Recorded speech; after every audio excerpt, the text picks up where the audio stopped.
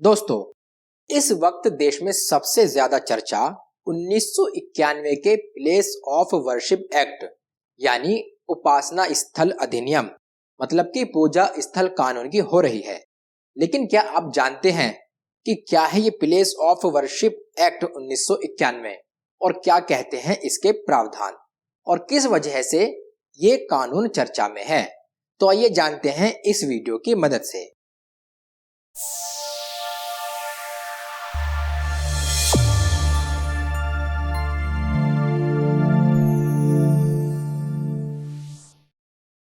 Hello दोस्तों, आप सभी का हमारे चैनल पर फिर से स्वागत है। आइए जानते हैं प्लेसेस ऑफ वर्शिप एक्ट 1991 क्या है। साल 1991 में उस समय के तत्कालीन प्रधानमंत्री पीवी नरसिम्हा राव की कांग्रेस सरकार ने प्लेसेस ऑफ वर्शिप एक्ट लागू किया था, जिसे स्पेशल प्रोविजन के तहत बनाया गया था। इस कानून के तहत 15 अगस्त 1947 से पहले के बने हुए सभी धर्म स्थलों को संरक्षण दिया गया है। यानी इस कानून के तहत आजादी से पहले के बने हुए किसी भी धर्म के पूजा स्थल को किसी दूसरे धर्म के पूजा स्थल में नहीं बदला जा सकता है। इस एक्ट के तहत किसी भी धार्मिक स्थल का स्टेटस यानी स्थिति बदलना गैर कानूनी है। इतना ही नहीं, इस कानून के अनुसार आजादी के पहले से किसी धर्म स्थल पर किसी दूसरे धर्म के कब्जे के सबूत होने पर भी कोई कार्यवाही नहीं की जा सकती है और ना ही कोर्ट में उसे बदलने के लिए मुकदमा दर्ज किया जा सकता है।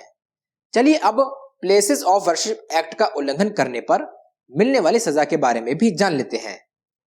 प्लेसेस ऑफ वर्शिप एक्ट 1991 के तहत सजा। प्लेसेस ऑफ वर्शिप एक्ट सभी के लिए समान है।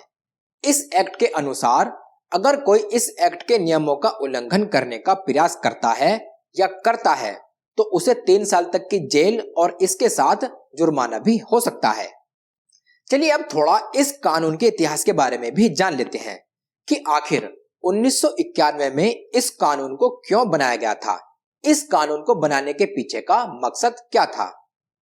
प्लेसेस ऑफ वर्शिप एक्ट क्यों बनाया गया?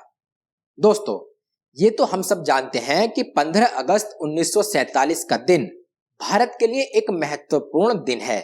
इसी दिन से हमारा देश एक स्वतंत्र, लोकतांत्रिक और संप्रभु राज्य बना, जिसमें किसी राज्य का कोई धर्म नहीं है और सभी धर्मों को बराबरी से देखा जाता है।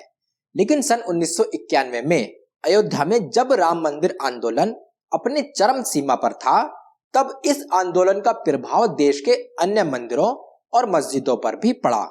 उस वक्त अयोध्या के अलावा भी देश के कई मंदिरों और मस्जिदों को लेकर कई विवाद सामने आने लगे। इन सब मामलों को देखते हुए और इस पर विराम लगाने के लिए ही उस वक्त की पीवी नरसिम्हा राव के नेतृत्व वाली तत्कालीन सरकार ये प्लेसेस ऑफ वर्शिप एक्ट कानून लेकर आई थी।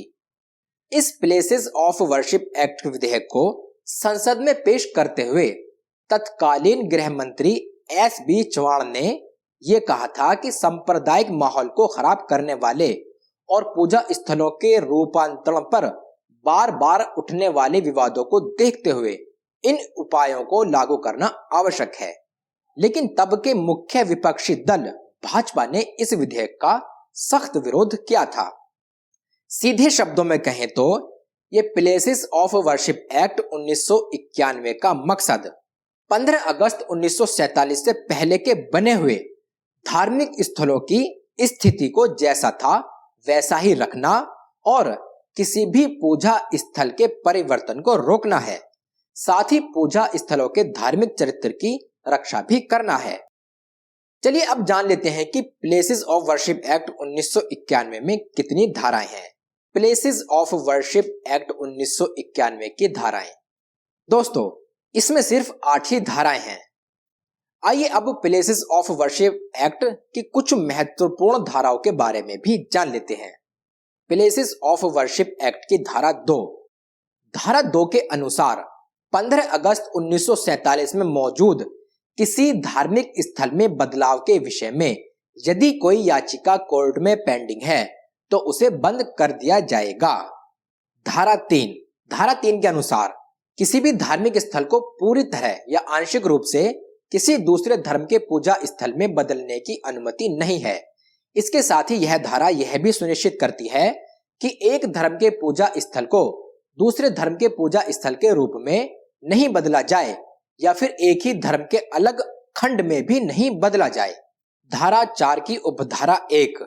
धारा 4 की उपधारा 1 के अनुसार 15 अगस्त 1947 को एक पूजा स्थल का चरित्र जैसा था उसे वैसा ही बरकरार रखा जाएगा, यानी कि पूजा घर की धार्मिक प्रकृति वही बनी रहनी चाहिए जो 15 अगस्त 1947 को अस्तित्व में थी।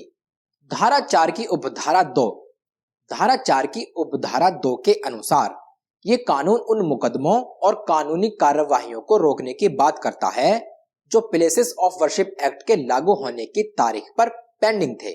मतलब कि अगर 15 अगस्त 1947 को विद्यमान किसी भी पूजा स्थल के धार्मिक स्वरूप में परिवर्तन के संबंध में किसी भी अदालत के समक्ष पहले से ही कोई मुकदमा या कानूनी कार्यवाही चल रही है तो कोई नया मुकदमा या कानूनी प्रक्रिया शुरू नहीं की जाएगी। अगर किसी पूजा स्थल के धार्मिक चरित्र में परिवर्तन के संबंध में कोई मुकदमा, अपील या अन्य कानूनी कार्यवाही अधिनियम के प्रभावी होने के दिन लंबित है तो उसे उस मामले या अपील के समापन तक इसे इस पैराग्राफ के अनुसार संरक्षित किया जाएगा। धारा 5। ये धारा 5 काफी विवादित है। धारा 5 के अनुसार ये प्रावधान किया गया था कि यह एक्ट अयोध्या में राम जन्मभूमि बाबरी मस्जिद मामले और इससे संबंधित किसी भी मुकदमे, अपील या अन्य कार्यवाही पर लागू नहीं होगा। इसके अलावा भी कुछ ऐसी स्मारक हैं जिन पर प्लेसेस ऑफ वर्शिप एक्ट लागू नहीं होता है। धारा 6। धारा 6 के तहत एक्ट के प्रावधानों के उल्लंघन के लिए निर्धारित सजा 3 साल तक का कारावास और जुर्माना भी उत्तरदायी किया गया है। चलिए अब उन स्मारकों के बारे में भी जान लेते हैं जिन पर प्लेसेस ऑफ वर्शिप एक्ट 1991 लागू नहीं होता है। साल 1991 का प्लेसेस ऑफ वर्शिप एक्ट प्राचीन और ऐतिहासिक स्मारक या ancient monuments and archaeological sites and remains act 1958 के तहत संरक्षित किसी भी धार्मिक संरचना पर लागू नहीं होता है। यानी प्लेसेस ऑफ वर्शिप एक्ट के तहत ASI archaeological survey of India के संरक्षण वाली इमारतों को छूट मिली हुई है। इसमें उन मुकदमों को भी शामिल नहीं किया गया है जिनका निर्णायक रूप से निपटारा हो चुका है। हालांकि इस कानून से अयोध्या विवाद को दूर रखा गया था। इसके पीछे तर्क ये दिया गया था कि ये मामला अंग्रेजों के समय से कोर्ट में चल रहा था, इसीलिए इस मामले को इस कानून से अलग रखा जाएगा। इससे साफ होता है कि 15 अगस्त 1947 से पहले के मामले जो कोर्ट में थे उस पर यह कानून लागू नहीं होता है। दोस्तों ये थी आज की हमारी video places of worship act 1991 के बारे में। दोस्तों उम्मीद करता हूं अब आपको प्लेसेस ऑफ वर्शिप एक्ट के बारे में अच्छे से जानकारी हो गई होगी। अगर आपको ये हमारी वीडियो पसंद आई हो तो वीडियो को लाइक, शेयर और अगर आप हमारे चैनल पर नए हैं तो चैनल को सब्सक्राइब जरूर करें। दोस्तों मिलते हैं ऐसी ही कानूनी जानकारी के साथ अपनी अगली नई वीडियो में। तब तक के लिए गुड बाय, जय हिंद।